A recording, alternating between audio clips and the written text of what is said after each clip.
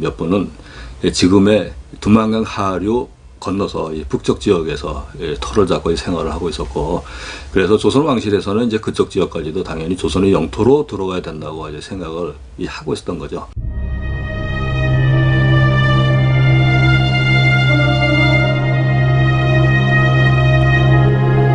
그렇다면 세종이 생각했던 조선의 영토는 어디까지였을까?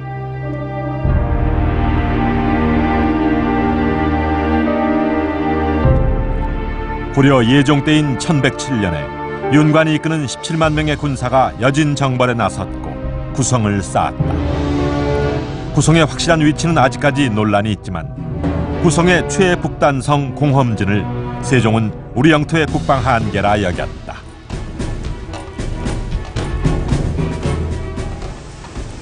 공험진까지가 조선의 영토라는 근거는 조선왕조실록에서 찾아볼 수 있다. 1405년 명나라로부터 공험진까지가 조선의 땅임을 인정받은 것이다. 명나라에서 공험진 이북은 요동에 환속한 반면 공험진 이남은 조선의 땅으로 인정했다는 것이 이 기사의 요지다. 세종은 윤관이 세운 공험진의 정확한 위치를 찾으면 조선의 국경이 명확해질 것이라 생각했다. 그래서 김종서에게 공험진의 위치를 찾아볼 것을 명한다.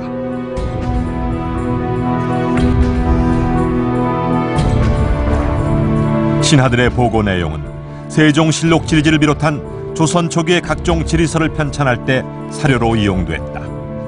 세종실록 지리지의 경원도 호부조는 공험진의 위치를 두만강에 접한 경원에서 북쪽으로 700리 있다고 기록하고 있다. 조선 영조 때 해동지도에도 공험진과 고려의 영토임을 확인하는 비석을 세웠다는 선출령이 표시돼 있다. 실제로 공험진과 선출령은 두만강 너머에 있었다. 이때 그 공험진에다가 뭘 표시를 했느냐면 여기까지가 고려의 영토다, 고려지경이다 라고 하는 걸 표시를 했다는 겁니다. 그건 뭘 얘기냐면은 다소 영토가 올라가고 내려가고 하지만 확고하게 고려의 땅은 여기까지다 우선. 17세기 조선시대에 그려진 귀중한 화첩 국관유적도에도 공험진의 단서가 남아있다.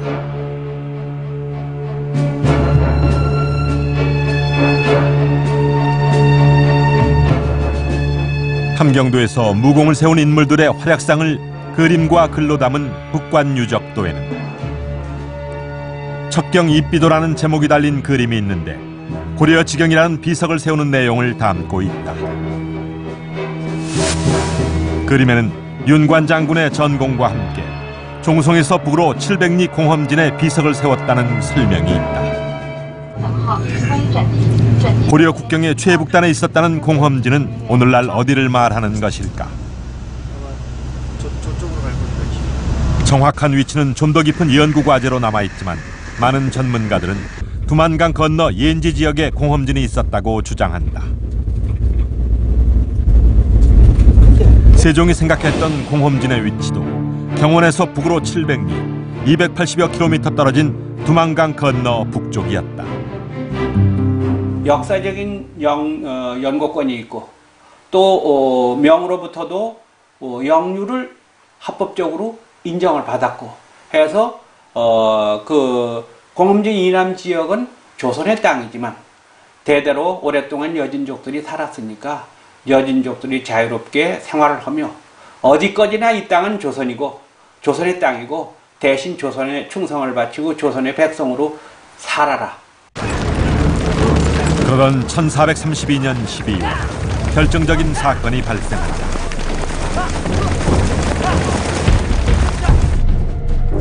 건주 여진의 중심 세력인 추장 이만주가 이끄는 파저강 유역의 여진족들이 여연을 침입한 것이다. 세종 14년인 1432년 12월 이만주는 400여 기병을 이끌고 와 여연을 쑥대밭으로 만들었다. 무려 53명이 사망했고 100여 명은 여진족에게 붙들려 가기까지 했다. 이만주는 명으로부터 벼슬을 하사받은 인물로 명의 세력을 믿고 살인과 약탈을 일삼았다. 그 여진족을 그러니까 누가 먼저 자기 세력으로 만드느냐에 따라서 만주가 어느 나라 영토가 되느냐? 영토 문제가 돼요. 그래서 명나라도 여진족을 자기 편으로 끌어들이려고 했고 우리도 여진족을 끌어들이려고 했어요. 그럴 때 그런 기회를 이용해 가지고 이만주가 그 명나라 세력을 등에 업고 우리나라 영토를 넘어서 함경도 일대에 와서 도둑질을 했어요. 이 사건을 계기로 세종은 마침내 북벌을 결심한다. 세종은 신하들의 줄기찬 반대에도 불구하고 1, 2, 3차에 걸친 대토론 끝에 북벌을 감행하게 된다. 북벌의 총 지휘관을 맡긴 것은 당시 평안도 절제사였던 최윤덕이었다. 최윤덕 장군이 그 북방 지역에 대한 지리적 위치, 그다음에 적의 상황들을 가장 잘 아는 장수였기 때문입니다. 어떤 계속 북방 지역을 다니면서 이 나무 10그루 베고 겨우 하늘을 본다 할 정도로 우거진 그 숲 지역에 대한 것을 가장 잘 알았고 장졸들의 신뢰를 얻었던 최윤덕의 경륜, 그것에 크게 의지하지 않았을까 생각됩니다. 대신들의 만장일치와 세종의 지지로 파저강 토벌의 총지휘관을 맡게 된 최윤덕. 여진족을 정벌하고 북방 영토를 확정짓기로 한 세종의 의지가 실현될 수 있을지의 여부가 이제 최윤덕의 손에 맡겨진 것이다. 마침내 북벌을 결심하게 된 세종. 하지만 여기엔 단순히 여진족에 대한 징벌적 의미 그 이상의 뜻이 담겨 있었습니다. 세종은 한 발 더 나아가서 북방에서 여진족을 몰아내고 영토를 확장하려는 큰 꿈을 지니고 있었던 것이죠. 그러니까 파저강 토벌은 이러한 세종의 원대한 꿈, 그 시작을 알리는 신호탄이었던 것입니다. 이렇듯 북방 영토 개척의 시작을 알리는 파저강 토벌. 그 막중한 임무가 최윤덕에게 내려졌습니다.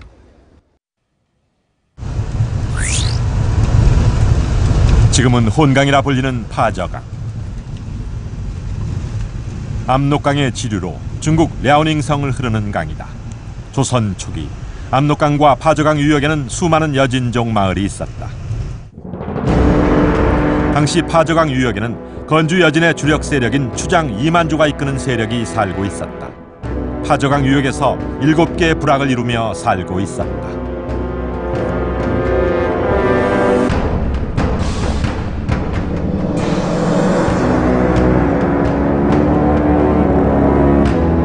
최윤덕은 3,000명으로 예정돼 있던 정벌군 규모를 적어도 1만 명 이상으로 증원해달라고 건의했다. 파저강 일대뿐만 아니고 이 어떤 압록강 건너편에 아주 그 여진족들이 여러 가지 포진해 있는데 그 여진족들이 전부 다 이번에 조선에서 토벌한다는 것을 알고 있었고 예의주시하고 있는 상황이기 때문에 처음에는 3,000명에다가 최윤덕 장군 현장 가서 보고는 1만 5천 명으로 늘리게 된 이유가 초기에 전격적으로 강력하게 이들을 제압하지 않으면 여진족끼리 뭉칠 수도 있고 또 우리가 힘들 수 있기 때문에 초기에 강력한 응징으로서 다른 기선을 제압하겠다. 이게 그 최윤덕 장군의 전략이었던 것 같아요. 토벌 작전의 시기를 놓고도 최윤덕의 의견은 대신들과 달랐다.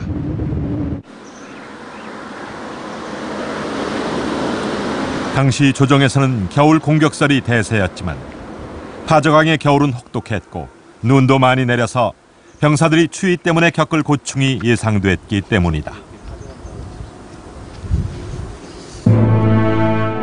현장 답사를 마친 최윤덕은 왕에게 자신의 의견을 고한다. 땅이 얼고 물이 흘러넘치는 겨울보다는 물이 마르기를 기다렸다가 봄에 공격하자는 것이었다.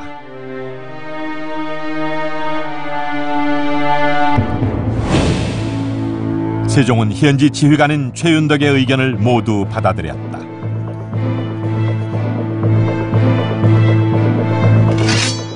그리고는 모든 작전권을 최윤덕에게 일임했다.